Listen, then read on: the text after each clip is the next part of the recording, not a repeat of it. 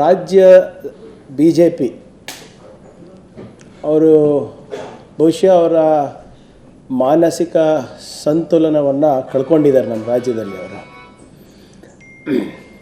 ಅಲ್ಲಿ ಅವರ ಪಕ್ಷದಲ್ಲಿ ನಡೀತಾ ಇರುವಂಥ ಆಂತರಿಕ ಜಿಹಾದಿಂದ ಅದೇ ಮನಸ್ಥಿತಿ ಅವರು ಹೊರಗೆ ಹಾಕ್ತಾ ಇದ್ದಾರೆ. ಈಗ ಅವ್ರಿಗೇನೋ ಒಂದು ದೆವ್ವ ಹಿಡ್ದಂಗೆ ಹಿಡಿದುಬಿಟ್ಟಿದೆ.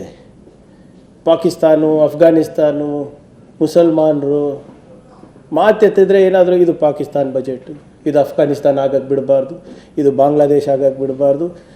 ಅದು ಮೈ ಮೇಲೆ ದೆವ್ವ ಬಂದಂಗೆ ಇವರಿಗೆ ದೆವ್ವ ಬಂದುಬಿಟ್ಟಿದೆ ಅನಿಸುತ್ತೆ. ಇಲ್ಲಿ ಹೋದ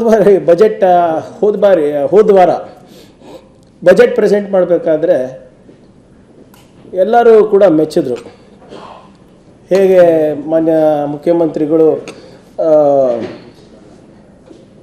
ಎಲ್ಲ ಫಿಸ್ಕಲ್ ರೆಸ್ಪಾನ್ಸಿಬಿಲಿಟಿ ಇರ್ಬೋದು, ಫಿಸ್ಕಲ್ ಡೆಫಿಸಿಟ್ ಆ್ಯಕ್ಟಲ್ಲಿ ಇರ್ಬೋದು, ಅದೆಲ್ಲನೂ ಕೂಡ ಕಂಟ್ರೋಲ್ ಮಾಡಿ ಒಂದು ಒಳ್ಳೆಯ ಉತ್ತಮವಾದಂಥ ಬಜೆಟ್ ಕೊಟ್ಟಿದ್ದಾರೆ ಅಂತ. BJPಯವರೊಬ್ಬರೇ ಹೊರಗೆ ಬಂದು ಇದು ಹಲಾಲ್ ಬಜೆಟ್ ಅಂತ ಹೇಳೋದು. 4.09 lakh crores ಬಜೆಟ್, 4 ಲಕ್ಷ ಚಿಲ್ಲರೆ ಬಜೆಟ್, 4 ಲಕ್ಷ ಕೋಟಿ ಚಿಲ್ಲರೆ ಬಜೆಟ್. ಅದರಲ್ಲಿ 4,000 ಕೋಟಿ ರೂಪಾಯಿ ಅಷ್ಟೇ ಅಲ್ಪಸಂಖ್ಯಾತರಿಗೆ.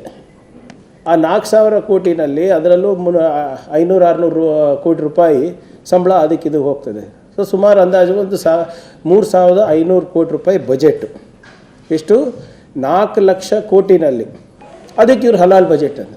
ಮೈನಾರಿಟಿನಲ್ಲಿ ಜೈನ್ಸ್ ಬರ್ತಾರೆ, ಬುದ್ಧಿಸ್ಟ್ ಬರ್ತಾರೆ, ಕ್ರಿಶ್ಚಿಯನ್ಸ್ ಬರ್ತಾರೆ, ಮುಸಲ್ಮಾನರು ಬರ್ತಾರೆ. ಅಷ್ಟು ಕೂಡ ಅವ್ರಿಗೆ ಕಾಮನ್ ಸೆನ್ಸ್ ಇಲ್ಲ. BJPಯವರಿಗೆ 42,000 ಕೋಟಿ ರೂಪಾಯಿ ನಾವು SC/STಗೆ ಇಟ್ಟಿದ್ದು ಅದು ಕಾಣಿಲ್ಲ.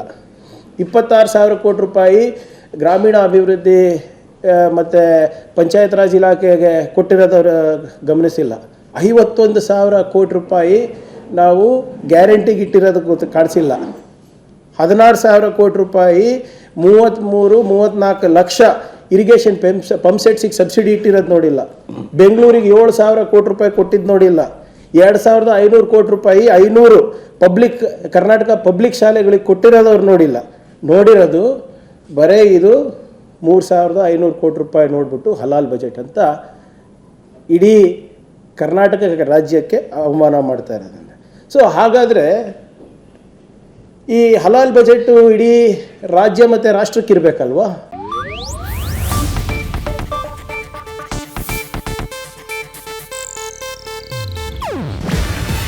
ಇದು ಏಷ್ಯಾನೆಟ್ ನ್ಯೂಸ್ ನೆಟ್ವರ್ಕ್ ಪ್ರಸ್ತುತಿ. ನೀವು ನೋಡ್ತಿದ್ದೀರಾ ಏಷ್ಯಾನೆಟ್ ಸುವರ್ಣ ನ್ಯೂಸ್.